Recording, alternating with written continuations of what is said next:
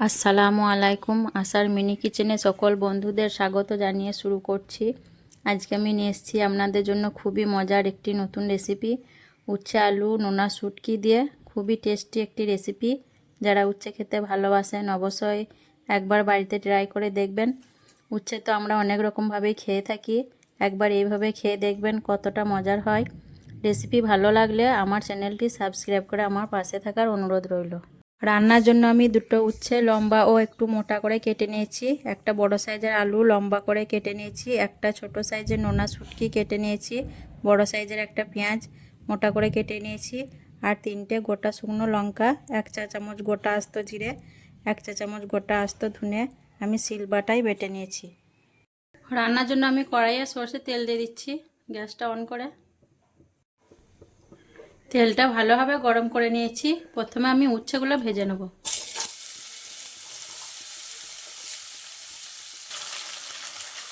উচ্ছেটা একটু তেলে ভেজে নিলে উচ্ছের যে তিতা ভাবটা থাকে কমে যাবে আর খেতেও ভালো লাগবে।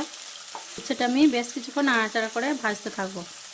উচ্ছেটা আমি বেশ কিছুক্ষণ তেলের সঙ্গে ভেজে নিয়েছি, আর এখন আমি কেটে রাখা আলু দিয়ে দিচ্ছি আর পেঁয়াজ কুচিগুলো দিয়ে দিচ্ছি। আবারও আমি 1 মিনিটের মতো আলু আর উচ্ছে পেঁয়াজ সব তেলের সঙ্গে ভেজে নেব।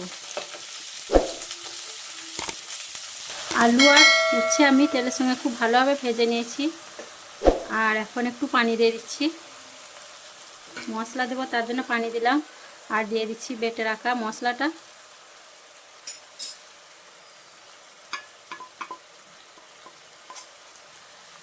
দিয়ে দিচ্ছি 1 চামচ নুন, 1/2 চামচ হলুদ গুঁড়ো। মশলাগুলো আমি উচ্ছে আর আলুর সঙ্গে খুব ভালোভাবে কষাতে থাকবো। তো উচ্ছে তো অনেকভাবে খেয়েছেন বন্ধুরা, এইভাবে একবার রান্না করে খেয়ে দেখবেন নোনা শুটকি দিয়ে, খেতে দুর্দান্ত লাগে। খুবই অসাধারণ একটি রেসিপি, আর গরম ভাতের সঙ্গে খেতে তো দারুণ লাগে। যারা উচ্ছে খেতে ভালোবাসেন অবশ্যই একবার এইভাবে রান্না করে খেয়ে দেখবেন। তো আমি খুব ভালোভাবে মশলার সঙ্গে আলু আর উচ্ছে কষাতে থাকবো। আমি 2-3 মিনিট ধরে খুব ভালোভাবে উচ্ছে আলু মশলার সঙ্গে কষিয়ে নিয়েছি।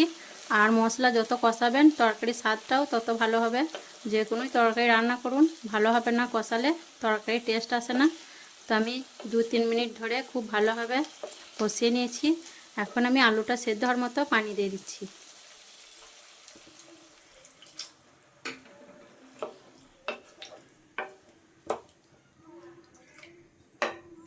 আরও একটু পানি আমি দিয়ে দিচ্ছি। নাড়াচাড়া করে এখন আমি এটা ঢেকে দিয়ে সেদ্ধ করে নেব। ঢেকে দিলাম। এটা আমি যতক্ষণ না আলুটা সেদ্ধ হচ্ছে ততক্ষণ রান্না করতে থাকবো। 3-4 মিনিট রান্না করার পর আমি ফিরে এলাম। এখন ঢাকনাটা খুলে দেখে নেব।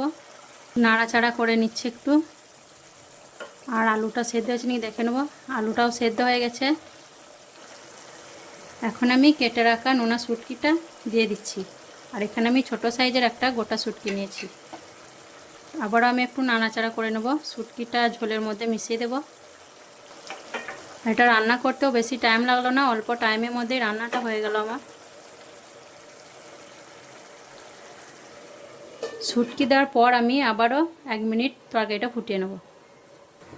আবারও আমি 1 মিনিট রান্না করার পর ফিরে এলাম, আর তরকারিটা থেকে খুব সুন্দর একটা গন্ধ বের হয়েছে। আর আলু সেদ্ধ তো হয়েই গিয়েছিল, মাছটাও সেদ্ধ হয়ে গেছে, আর এখন রান্নাটা আমার হয়ে গেছে। এটা আমি এখন স্ট্যান্ডিং টাইমে 2 মিনিট রেখে দেবো। আর বন্ধুরা, কেমন লেগেছে আজকে রেসিপি অবশ্যই কমেন্টে জানাবেন, আর ভালো লাগলে আমার চ্যানেলটিকে সাবস্ক্রাইব করে আমার পাশে থাকবেন।